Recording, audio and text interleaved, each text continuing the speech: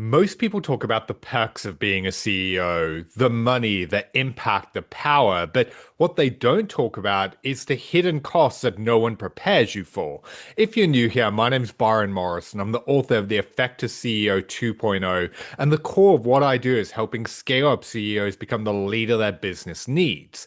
After working with CEOs in 18 countries, I've seen behind the curtain of success, and it's a lot messier than most people imagine. That's why in this video, I'm going to share with you 8 brutal truths about being a CEO that no one talks about. The first truth is that it's far more lonely than you expect. Even with a full team around you, it's isolating. People are always looking to you for guidance, to solve problems, to have all the answers. You're the one steering the ship, but when things feel heavy or uncertain, who do you go to? You can't vent to your team. You don't want to worry your family and your friends. They don't really get it. This is why with so many of the CEOs I work with, they just bottle it up and put on a facade because they don't want other people to see that their internal state doesn't match their external success. And this way can make you feel like you're in it alone. And the further you scale, the heavier that isolation becomes.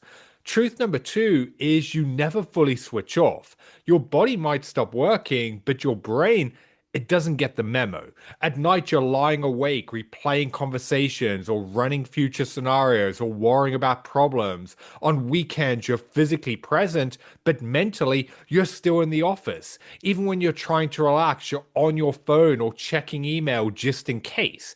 And the reason this happens is your nervous system has become addicted to motion. After years of operating in survival mode, stillness feels unsafe. I've seen with so many clients that once they get out of the weeds, one of the biggest internal struggles is finding ways to slow down. Time off just brings guilt and anxiety that they should be doing something else. So even though they started this journey for freedom, they feel trapped in the business they built. Truth number three is you're never going to please everyone. No matter how good your intentions are, someone is always going to be disappointed. There's going to be a team member who disagrees, a client who complains, an investor who wants things done differently. Every action and decision has trade offs, and often the right move for the business is going to upset someone else. I've had so many conversations with CEOs where their people pleasing tendencies are tearing them up inside. They want to do the right thing to make people happy, yet it feels like no matter what they do, they can't win. Leadership, though, isn't about being liked. It's about doing what's right and best for the business. And the tough calls, unfortunately, they're part of the job. And the sooner you can stop chasing validation, the more powerfully you can lead. Truth number four is growth makes everything heavier. You've sold the idea that success brings ease, but the reality is, growth means more people, more moving parts, more decisions with higher stakes, and more problems. Now you're managing managers, you're steering strategy at scale, you're constantly recalibrating where your attention is needed most. If your leadership doesn't evolve alongside the business, growth doesn't bring freedom, it brings pressure, and it raises the cost of every mistake. And if you don't learn how to handle that, it's only a matter of time before you burn out or you start to resent your success.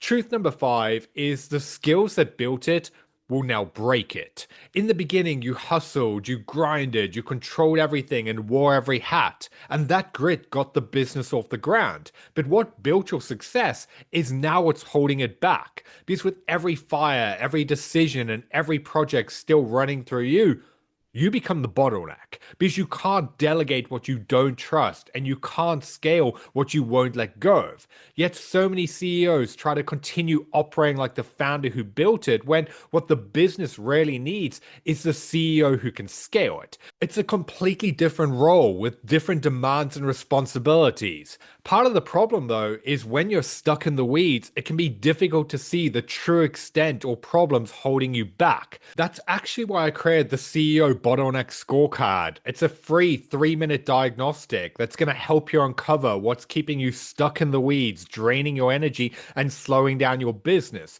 along with what needs to shift in how you lead. I'll post a link in the description below where you can access it, and it's going to really help you figure out the hidden traps that are stalling your growth. Truth number six is your identity becomes tied to the business. You've poured years of time, energy, and passion into this thing, and somewhere along the way, you stop seeing the business as something you run and you start seeing it as a reflection of who you are. When it's growing, you feel unstoppable. But when it struggles, you take that as a reflection of yourself. Like it's you who's a failure, who's the problem, who isn't good enough.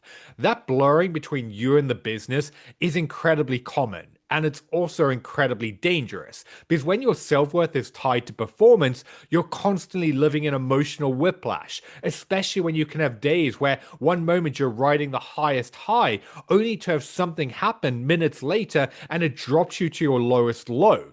It's a roller coaster ride that very few people are cut out for. Truth number seven is one of the hardest to face, and that is that you outgrow people and they outgrow you. Some of the people who helped you build this business won't be the same ones who help you scale it. And that's incredibly painful to both accept and deal with, especially when you know how much they contribute to your success and getting you to where you are. You'll wrestle with loyalty versus capability, and sometimes you'll hold on too long. And it'll cost you, not just in lost growth, but in sleepless nights avoiding acting on what you know you need to do. This is one of the hardest battles I see scale up CEOs having to fight. And if we were sitting down having a drink, we'd be talking about how much all of this sucks. But with clients, it's my job to take the emotion out of it and get them to see situations for what they truly are and the greater impact their actions and decisions have on the company. That's why if you're going through this now, I don't want to sound like I'm lacking empathy and compassion, as I know that it's hard. But letting go doesn't make you heartless. It means you're stepping into your role and doing what's best for the business. Truth number eight is no one's coming to save you. There's no blueprint for the next level, no boss, no safety net, no one to step in when things fall apart. And while that can feel terrifying, it's also liberating because it means you're in control of how the story goes. You either evolve or you plateau. Either way, the business will never grow beyond your capacity to lead it. This is why if you want to push to the next level, it's you who has to evolve. Now, the reason I wanted to share these truths with you is I speak to so many CEOs who think there's something wrong with them, that they're the only ones struggling or feeling this way. And that's why if any of this hits home, I want you to know you're not alone. The good news though is you don't have to do it on your own. And on my channel, I have a variety of videos that dive into how to navigate these challenges. So make sure you hit the subscribe button so that you don't miss future videos. Or if you want to take this a step further, in the description below, you can also find out more about my Evolve CEO program, where I can help you become the leader your business needs to take it to the next level of success. Also remember to check out the CEO Bottleneck Scorecard. The link is in the description, and it'll be the first step in helping you figure out what's bottlenecking your growth. I've been Byron Morrison. Thanks for watching, and I'll see you in the next video.